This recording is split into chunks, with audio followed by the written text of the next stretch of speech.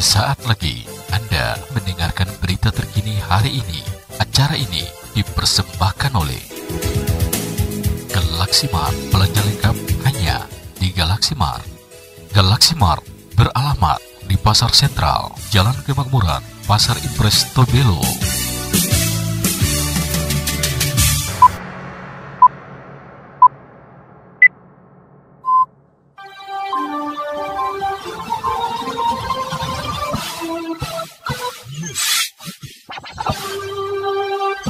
Saudara, semua masyarakat terutama di usia 12 tahun ke atas yang secara riwayat medis tidak ada penyakit bawaan seperti tekanan darah tinggi atau penyakit bawaan lainnya dihimbau untuk mengikuti vaksin. Hal ini disampaikan juru bicara tim Satgas COVID-19 Halmahera Utara, Deki Tawaris, kepada Radio SPB Rabu 21 Juli 2021. Memang vaksin itu wajib seluruh masyarakat.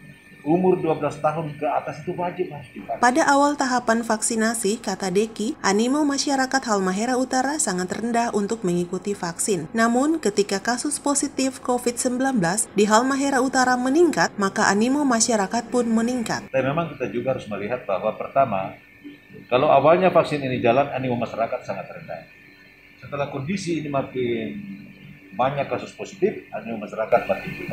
Dengan demikian, Deki mengatakan vaksin pertama saat ini banyak diburu oleh masyarakat. Sehingga saat ini kesediaan stok vaksin untuk dosis kedua lebih banyak dibandingkan dengan vaksin dosis pertama. Ini artinya terjadi ketidakseimbangan proses vaksinasi dari dosis pertama ke dosis kedua. Untuk itu, agar stok vaksin dosis kedua tidak kadaluarsa karena harus menunggu jadwal tahapan vaksinasi yaitu kurang lebih selama 1 bulan setelah yang bersangkutan menerima vaksin dosis pertama. Jadi ada vaksin 1, ada vaksin 2, ya kan? Vaksin 1 sekarang diburu oleh masyarakat. Kita kemarin konfirmasi justru stok vaksin 2 ini agak banyak sekarang. Karena yang vaksin 1, jadwal untuk ke vaksin 2 itu belum sampai. Ya kan? Saya ini vaksin 1. Vaksin 2 itu kan bermacam-macam. Tergantung dari, kalau macam saya baru-baru tanggal berapa ya kemarin ya kurang lebih seperti itu.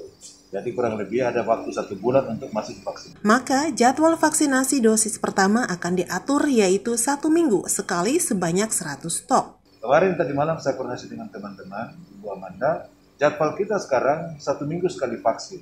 Mungkin karena kita mempelajari stok vaksin yang dikirimkan tersedia. Jadi mungkin 1 minggu 100, 1 minggu 100. Ya kan, karena kalau di sini juga mungkin kelebihan vaksin di vaksin 1, sementara stok vaksin 2 juga mungkin ada kurang tersedia, ini juga kan masalah antara vaksin 1 ke vaksin 2. Jadi memang teman-teman dinas kesehatan sudah mengatur sedemikian rupa sehingga kemudian vaksin yang ada tidak daluarsa tersedia. Kata Deki, dilakukannya pengaturan jadwal vaksinasi ini agar jadwal vaksinasi antara dosis pertama dan yang kedua berjalan seimbang. Menurut Deki, ketidakseimbangannya jadwal vaksinasi antara dosis pertama dan kedua dikarenakan oleh mindset masyarakat yang awalnya menganggap vaksin tidak terlalu penting, sehingga belum terlalu peduli untuk memvaksinasi diri dari ancaman COVID-19. Selanjutnya, Deki menjelaskan, vaksin dosis pertama sesungguhnya itu baru dalam tahap penyesuaian antara vaksin dengan kondisi tubuh, sehingga muncul gejala-gejala tertentu. Untuk itu, ada tahap vaksin kedua untuk pembentukan antibodi. Karenanya, kepada masyarakat, Deki berharap jika tidak ada penyakit bawaan, agar sebaiknya mengikuti vaksin secara lengkap. Tapi yang saya tahu itu berdasarkan penjelasan para ahli, kalau vaksin 1 itu kan belum membentuk imun. Vaksin 1 itu baru menyesuaikan dengan kondisi tubuh kita, sehingga ada gejala-gejala tertentu yang dia muncul.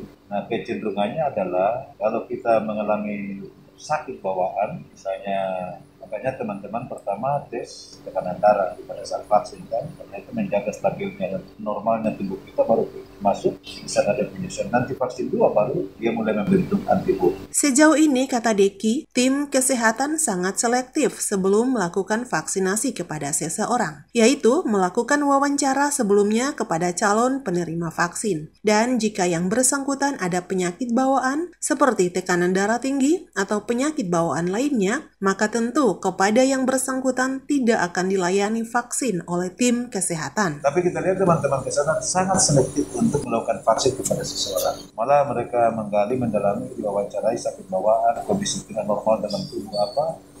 Kalau memang tidak bisa vaksin, ya belum bisa vaksin. Selebihnya, Deki mengatakan akan mengkomunikasikan dengan rekan-rekan tim kesehatan untuk membuat jenis video edukasi yang menjelaskan tentang vaksin COVID tersebut. Hal ini diharapkan dapat merubah mindset masyarakat terhadap vaksin. Ya, memang ini perlu ada peran dari teman-teman tenaga medis untuk melakukan edukasi. Apakah melalui video, masyarakat bisa memahami. Demikian SPB News Update, saya Febiola Lilipori, salam. Anda sudah mendengarkan berita terkini hari ini. Acara ini dipersembahkan oleh Galaxy Mart. Belanja lengkap ya di Galaxy Mart.